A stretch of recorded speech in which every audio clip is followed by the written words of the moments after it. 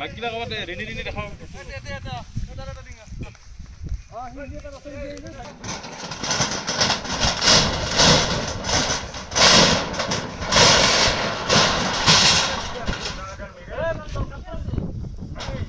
আজি আপোনালোকে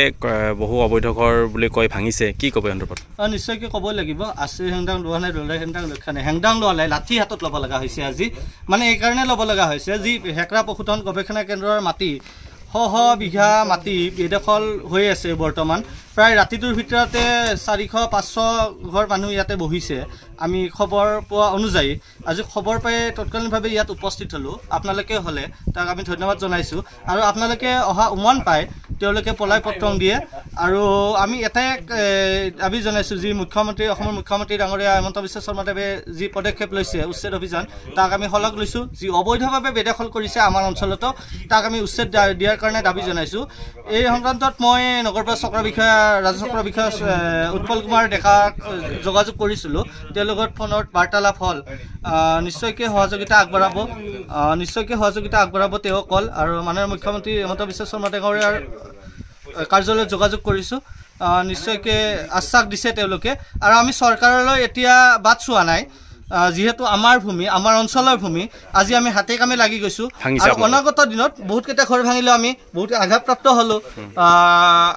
অনাগত দিনত আমি গণতান্ত্ৰিক আন্দোলন হাতত তুলিবলৈ বাধ্য হ'ম আজি ইয়াতে আহিছো আজি আমি বুলি নহয় আজি বুলি নহয় আমি প্ৰায় ইয়াতে লক্ষ্য ৰাখিম এই অঞ্চলটোলৈ আৰু বাকি তেনেকুৱা আমাৰ যিখন পশুধন গৱেষণা কেন্দ্ৰৰ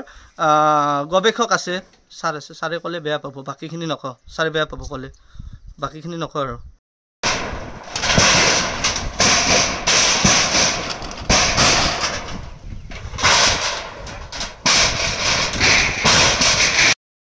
কিছু ঘৰ ভাঙি দিয়া দেখিবলৈ পোৱা গৈছে কি ঘৰ ভাঙিলে আৰু কিয় ভাঙিলে আমি ঘৰ ভাঙিছোঁ প্ৰথমতে অবৈধ ঘৰ আমি অবৈধ বুলিয়ে ক'লোঁ কাৰণ ইয়াত ৰাতিৰ ভিতৰতে এক ৰাতিৰ ভিতৰতে 500-600 ঘৰ বনাই থৈ গৈছে কিন্তু ইয়াত মানুহ নাই গতিকে ঘৰ আছে কিন্তু মানুহ নাই আৰু ঘৰবিলাকো এখন মানে একদম পাতল একদম কম দামী টিং আৰু বেৰবোৰো কম দামৰ কিন্তু মানুহ নাই আৰু ঘৰত কিন্তু ক'ৰ পৰা আহিল মানুহখিনি সেইটো আচৰিত বিষয় আৰু কাৰ মাটিখিনি কৰ মাটিখিনি হ'ল মন্দিৰা পশুধন গৱেষণা কেন্দ্ৰৰ কিন্তু এতিয়া গৱেষকগৰাকী এতিয়া কি কৰি আছে তাকো আমি নাজানো যদি গৱেষকগৰাকী যদি আমাৰ সচেতন ৰাইজৰ লগত যদি অলপ আলোচনা কৰিল হয় হয়তো ইমানখিনি নহ'ল হয় যদি এনেকৈ ফ্ৰীতে পায় আজি 500 ঘৰ বনাইছে কালি হয়তো আৰু 500 ঘৰ বনাব গতিকে পশুধন গৱেষণাৰ যিখিনি মাটি আছে বিঘা মাটি কিমান আছে আমি হয়তো মানে জোকা কাৰণে 12,000 ওপৰত মাটি আছে এতিয়া কোনোবা এই যে মানুহবিলাক বহিছে কোনোবা তৃতীয় পক্ষ জড়িত থাকিব নহ'লে ইমান সাহকাৰো কেনেকৈ পাব কোন জড়িত থাকে বুলি ইয়াতে মানে স্থানীয় এজন মানে বয়সস্থ লোক আৰু ঠাকুৰবদ মণ্ডল বুলি আৰু তেওঁৰ লগতো অংগী কেইজনমান আছে আৰু গতিকে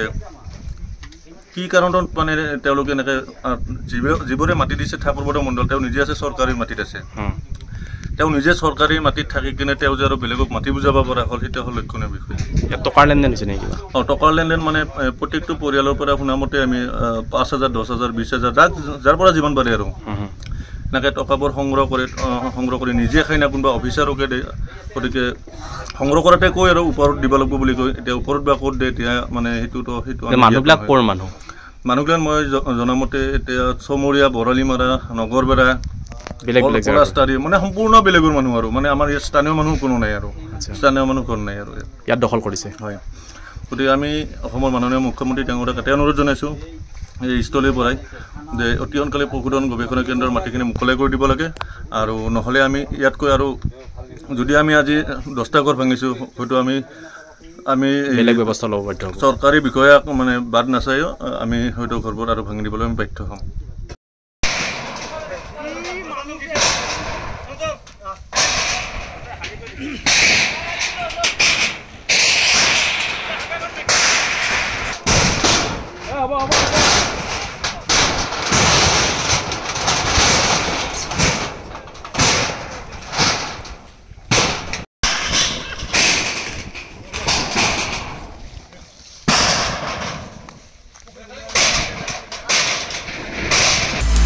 আপুনি বিচৰা বাতৰি পাব কেৱল নিউজ 18 এপত নিউজ 18 এপ ডাউনলোড কৰিবলৈ স্ক্যান কৰক এই QR কোড গুগল প্লে ষ্টৰতো পাব এই নিউজ 18 এপ